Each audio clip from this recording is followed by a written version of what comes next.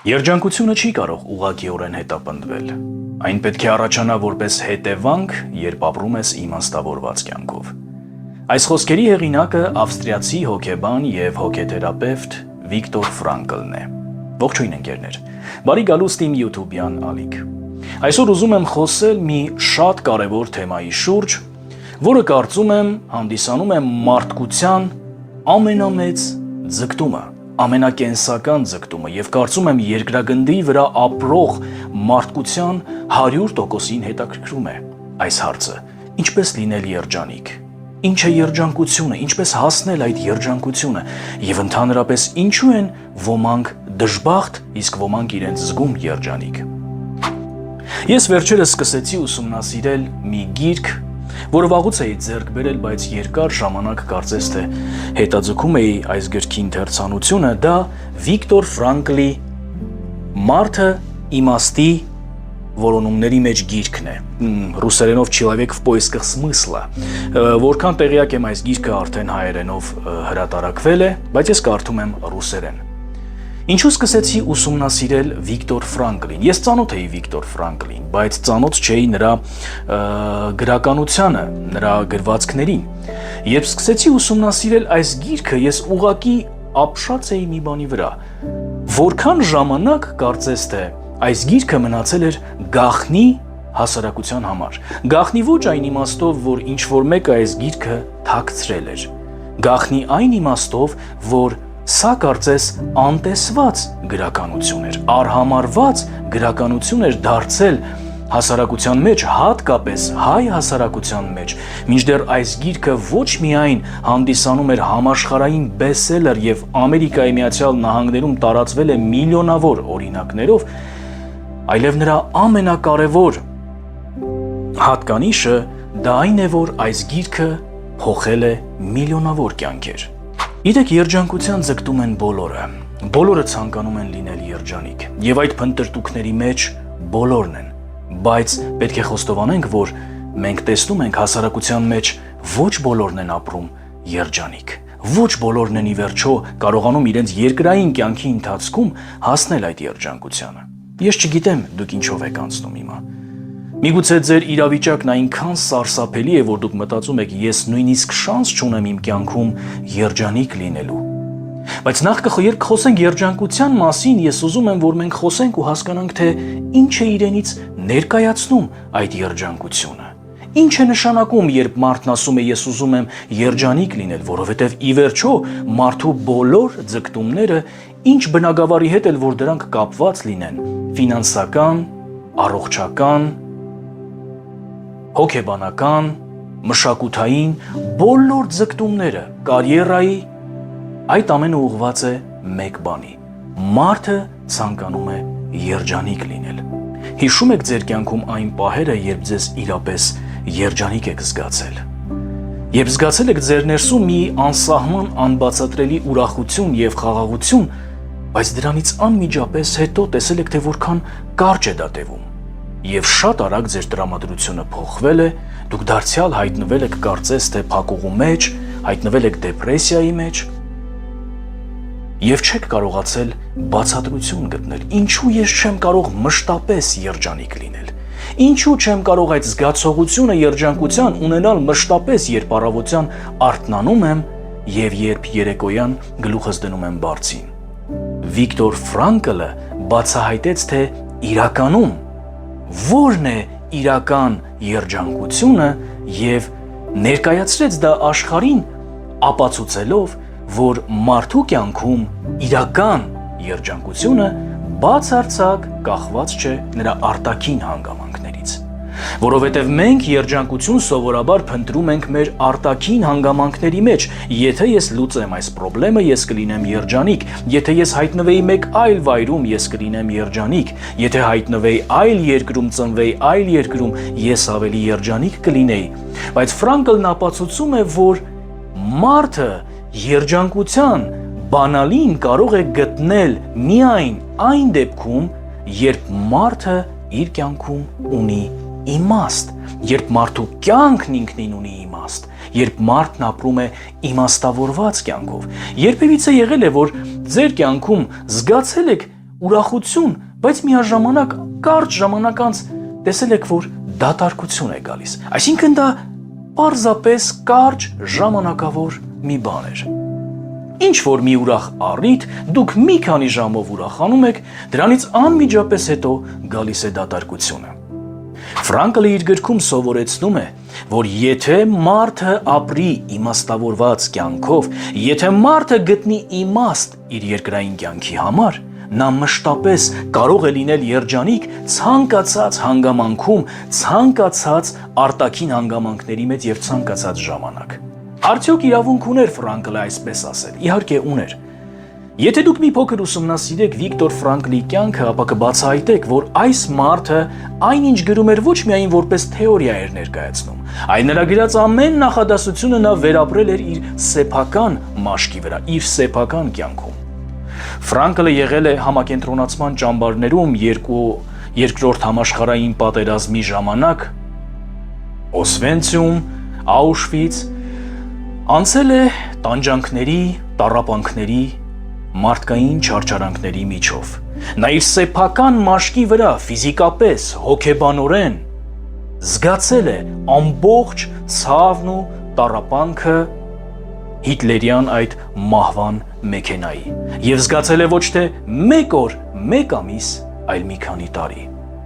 Անցնելով համակենտրոնացման ճամբարների միջով, լինելով արդեն հայտնի հոգեբան, նա զգացել է ինչպես է կորցնում իր սեփական ինքնությունը։ Նա զգացել է որքան անարժեք է դառնում մարդը այդպիսի հանգամանքներում եւ ինչն է զարմանալին,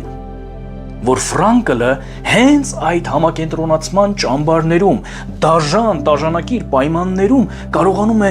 բացահայտել գաղտնիքը իրական երջանկության եւ բացահայտում է շատ յուրահատուկ կերպով։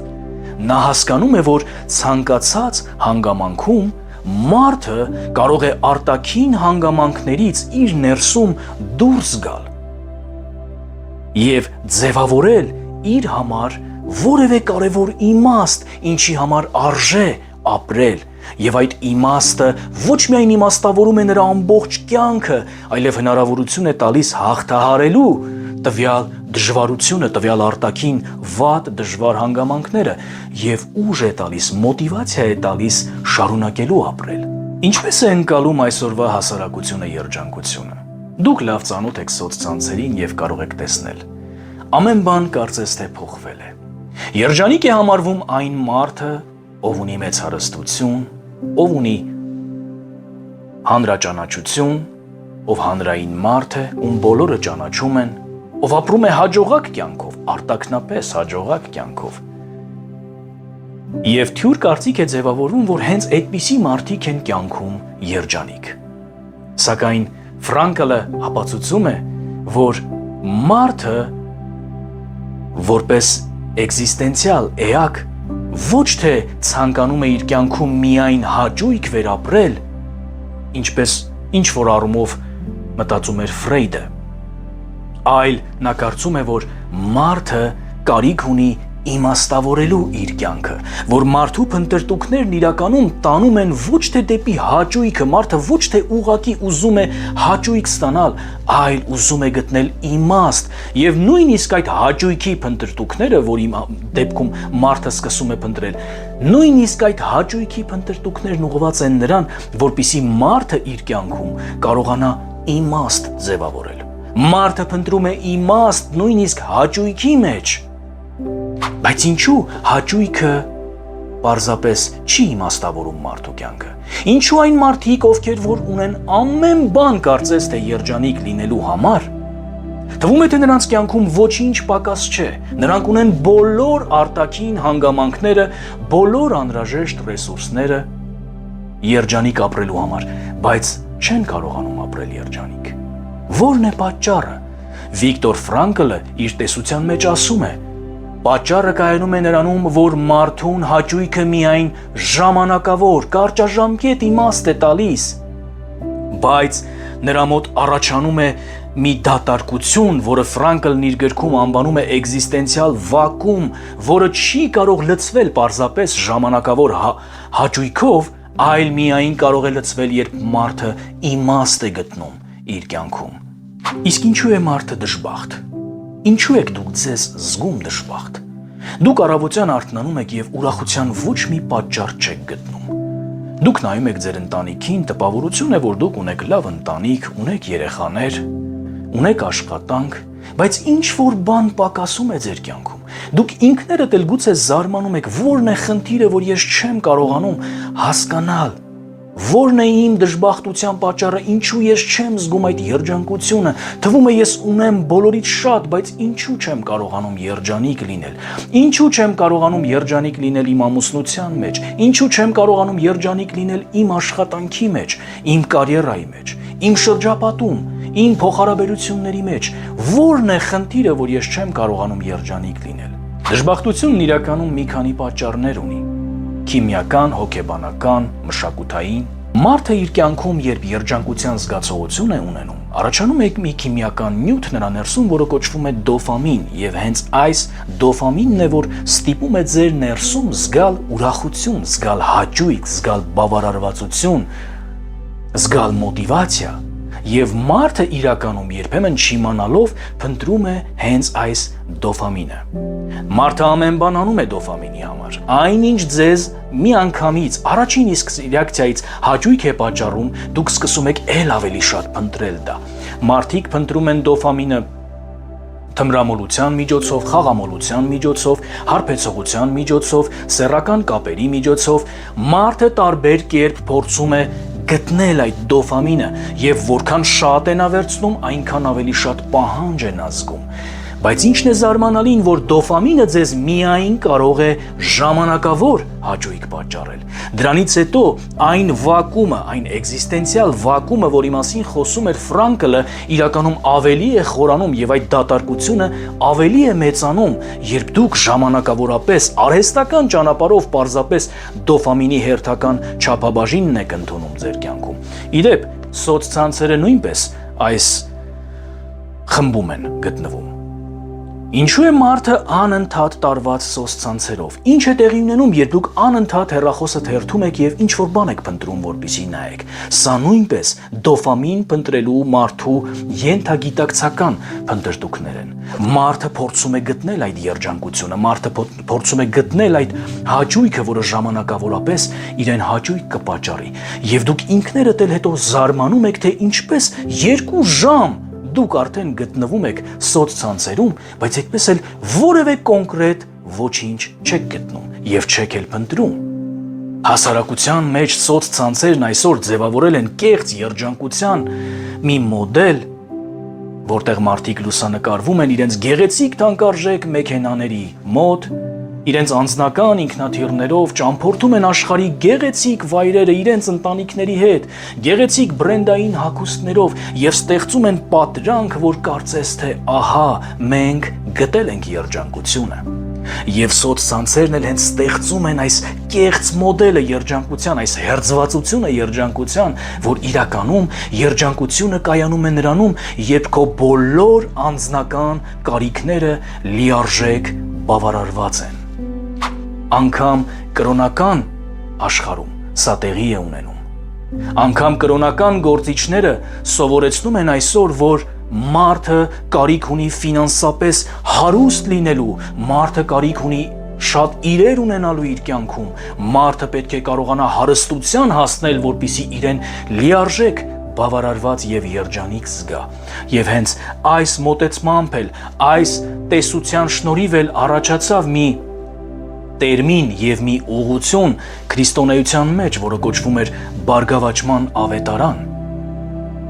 որտեղ շատ ուսուցիչներ, ճակերտավոր ուսուցիչներ սովորեցնում էին, որ մարդը պետք է հարուստ լինի, որ Աստված կամենում է, որ դուք բոլորդ միլիոնատերեր լինեք, հարուստ լինեք, եւ սրանով դուք կգտնեք ձեր երջանկությունը։ Ֆրանկլը ասում է ուղիղ հակառակը։ Ֆրանկլն ասում է, որ մարդն իր էությամբ ոչ թե գտնվում է իր բոլոր կարիքների բավարարման փնտրտուքի մեջ, այլ հակառակը, մարդն այս ամենի մեջ պարզապես փորձում է փնտրել իմաստ իր սեփական կյանքի համար։ Եվ նա կարող է իմաստ գտնել միայն այն դեպքում, երբ դուրս կգա իր անձնական, եսասիրական ցանկությունների, պահանջմունքների սահմաններից եւ կսկսի մտածել ուրիշների մասին։ Հիշում եք, ինչ էր ասում Աստվածաշնչում Հիսուսը։ Ասում էր. այն ինչ կամենում ես, որ մարդիկ քեզ անեն, դու դա արա նրանց համար։ Սա մենք համարում ենք Աստվածաշնչի ոսկե կանոնը։ Գիտեք ինչու էր ասում Հիսուսը դա, որովհետև մեկ նախադասությամբ, մեկ խոսքով նա տվեց կյանքի իմաստը։ Նա տվեց երջանկության բանալին, բայց հասարակությունը բնականաբար չընդունեց այս երջանկության բանալին։ Հասարակությունն ավելի տարվեց սեփական եսը կերակրելու, սեփական եսը բավարարելու ցանկությամբ, եւ այսօր էլ մենք դա անում ենք։ Մենք օգտագործում ենք բոլոր ռեսուրսները մեր սեփական եսը բավարարելու համար։ Բայց խնդիրը կայանում է նրանում, որ որքան շատ ենք բավարարում մեր եսը, այնքան ավելի շատ վակուում է առաջանում, այնքան ավելի շատ դատարկություն է առաջանում, որն այլևս ոչնչով մարդը չի կարողանում լցնել։ Ես ասացի, որ երջանկության զգացումը մեկ քիմիական հորմոնի, մեկ քիմիական նյութի շուրջ է ձևավորում, եւ դա կոչվում է դոֆամին։ Եվ հենց դոֆամինի անկումը մարդու մեջ բերում է ընկճվածություն, բերում է դեպրեսիա, ստիպում է մարդուն մեկ բառով ասած դժբախտ զգալ։ Սակայն երբ դուք արհեստական ճանապարհով պարզապես փորձում եք ժամանակավորապես դոֆամինի այդ հերթական չափաբաժինը լցնել ձեր ներսը եւ ձեզ այդ պահին ուրախ զգալ, դա ձեզ տալիս է կարճաժամկետ լուծում, սակայն երկարաժամկետ հեռանկարում դուք դարձյալ շարունակում եք դժբախտ զգալ ձեզ, որովհետև ձեր կյանքում ոչ թե անհրաժեշտություն կա անընդհատ դոֆամինի այդ չափաբաժնի, այլև անհրաժեշտություն կա գտնելու ձեր կյանքի իմաստը։ Ինչու եք դուք ապրում։ Որն է ձեր երկրային կյանքի ապրելու պատճառը։ Մարդիկ գտնվում են այս փնտրտուքների մեջ, բայց գտնվում են այս փնտրտուքների մեջ ենթագիտակցորեն։ Նրանք գիտակցաբար երբեք չեն փնտրում, որովհետև գիտակցաբար փնտրելու դեպքում, ինչպես Ֆրանկլն էր ասում, դուք կգտնեք իմաստը ցանկացած հանգամանքում, ինչպիսին էլ որ այն լինի։ Ֆրանկլնի դեպ հետաքրքիր կերպով անդրադառնում էր հենց դոֆամինին։ Ֆրանկլն ասում էր. դոֆամինը քեզ խաբում է, իսկ իմաստը բուժում։ Եթե դուք ձեր կյանքում այսօր գտնվում եք ցավի ու տառապանքի մեջ, ձեզ ոչ թե անհրաժեշտ է մի քիչ ուրախություն, ձեզ անհրաժեշտ է գտնել իմաստ այդ ամենի մեջ։ Ով կարող է ձեզ ավելի շատ օգնել գտնելու այդ իմաստը, քան նա, ով ձեզ ստեղծեց։ Քան նա, ով ձեզ հասկանում է ավելի լավ, քան դուք ինքներդ։ Աստված թույլ տվեց ինչ-որ բան ձեր կյանքում, բայց Աստված երբեք ոչինչ թույլ չի տալիս առանց պատճառի։ Դուք կարող եք ասել, բայց ես բացարձակ իմաստ եւ տրամաբանություն չեմ գտնում այն ամենի մեջ, ինչ տեղի է ունեցել իմ կյանքում։ Այո, դուք չեք գտնում հիմա, որովհետեւ դուք չեք էլ փնտրում իմաստ։ Դուք պարզապես ուզում եք ցավը թեթևանա, դուք ուզում եք պարզապես հանգստանալ եւ գուցե ինչ որ մի պահի այդ ցավը կթեթևանա, բայց դա չի իմաստավորի այն ամենը, ինչ տեղի է ունեցել ձեր կյանքում։ Իսկ Աստված ոչինչ չի անում ձեր կյանքում հենց այնպես առանց որևիցե պատճառի։ Նա երբեք թույլ չի տալիս ձեր կյանքում ինչ որ բան պարզապես ձեզ ցավեցնելու համար։ Ֆրանկլը նույնպես սա հասկացել էր։ Համակենտրոնացման ճամբարում դուք պատկերացնում եք ինչպիսի տանջանքների միջով էր անցնում այս մարդը։